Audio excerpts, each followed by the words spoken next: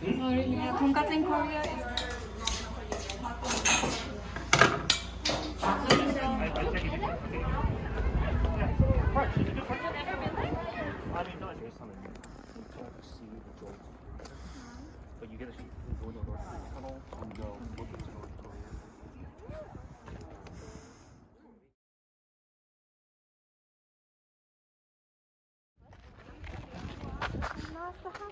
Is this food service?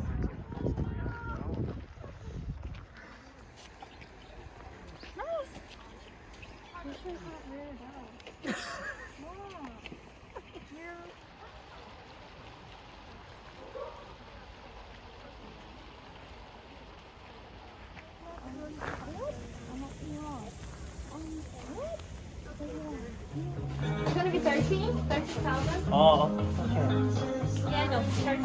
아니요. Okay, 13. I'm planning out to I will I got a video of my big donuts. go to this space.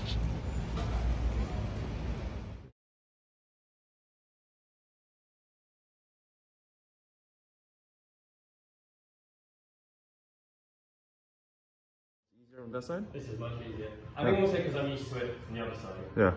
I feel safer. Yeah. Don't let your hips to twist. A load of chicken feet.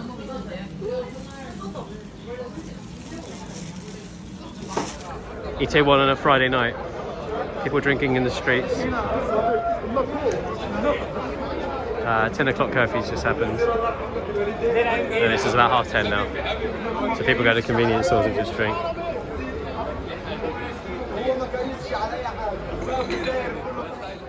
Big head on it. Shame they didn't put in a, especially when they put in a glass, it looks like, it looks so fancy. Wow, that's amazing.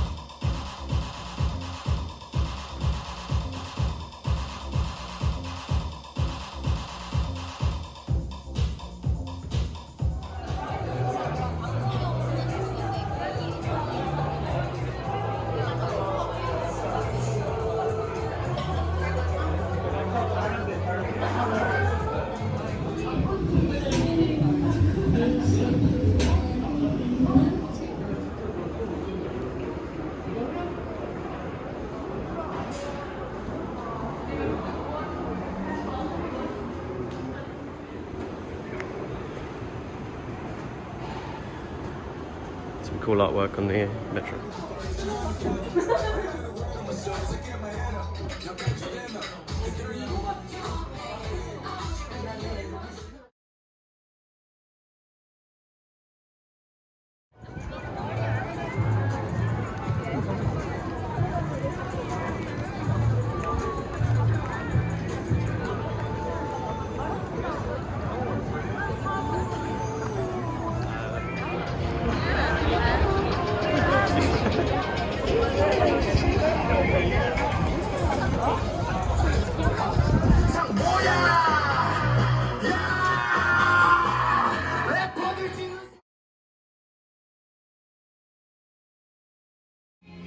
Might have gone a little bit overboard on lunch today, but this is like a Michelin recommended meal. Not like Michelin starred, but on their recommended guide. So I've gone a bit more high end today. And I've got this Polak and some gochujang marinated chicken as well. And then just all the sides as well. So looks amazing.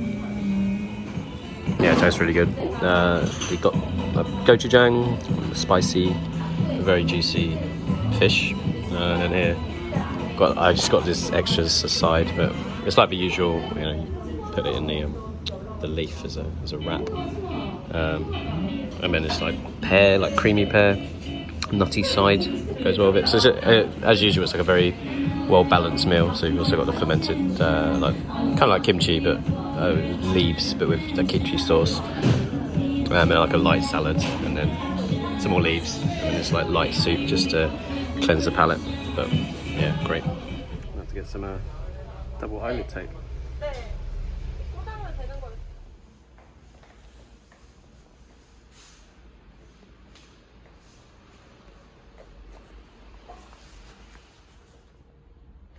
My Hopaesool identity tag. So I was at a Changdokyeong class last week, and then one of the other guys said to me, are you doing Hopaesool? I was like, I don't know what Hopaesool is. And he said it was this traditional Korean weapon, and it's apparently this club is the only place you can train it. And it's this thing, so I actually went to a lesson tonight.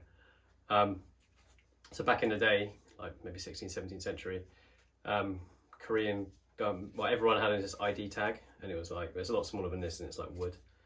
And then people had their names on it, so it's like literally your identity. So you put, you know, down here, or you could wear it around your neck.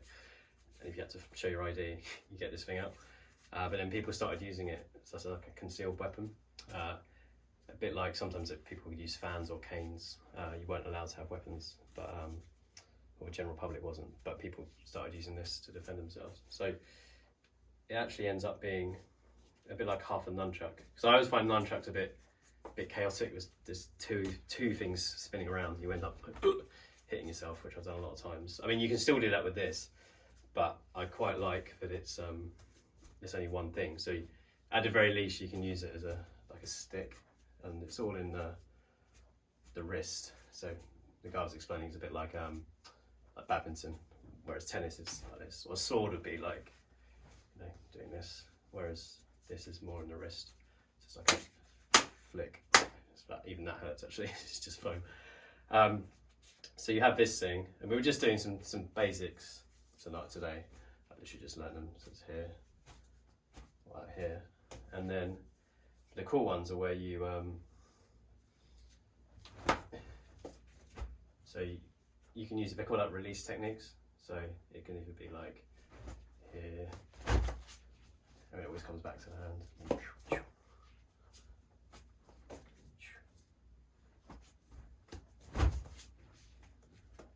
I mean, you're always doing the Changdokyeong step. So again, I had a different master this time.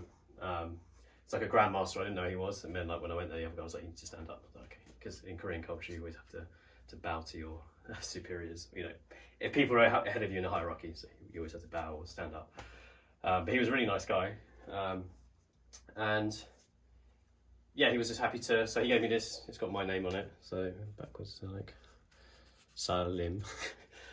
And yeah, he was just taking me through the basics. I'll probably try and go every week, but not a lot of people know about this weapon. So I think he was saying you can carry it around. Why he likes it is that you can take it on Hongdae with you through the airports, and then you can always practice it.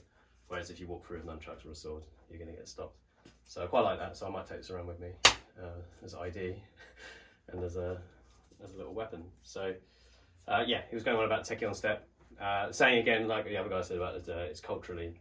So he was saying how Japanese martial arts, it's all like, you know, up here, very straight, very powerful, very direct, and that's in the clothing as well. Like it's more loose in the upper body, whereas tighter down below. And then he was saying Chinese martial arts, it's all very like flowy, big, beautiful, circular. Where he's saying Korean, it's like Korean, just natural, just this. So he was just saying, he was trying to distinguish like culturally why it's different to Chinese and Japanese martial arts, and he was just saying it's balancing, it's natural, somewhere in the middle of them. But and also saying it's to do with dance as well. So you see it like culturally, it's linked to dance and in clothing.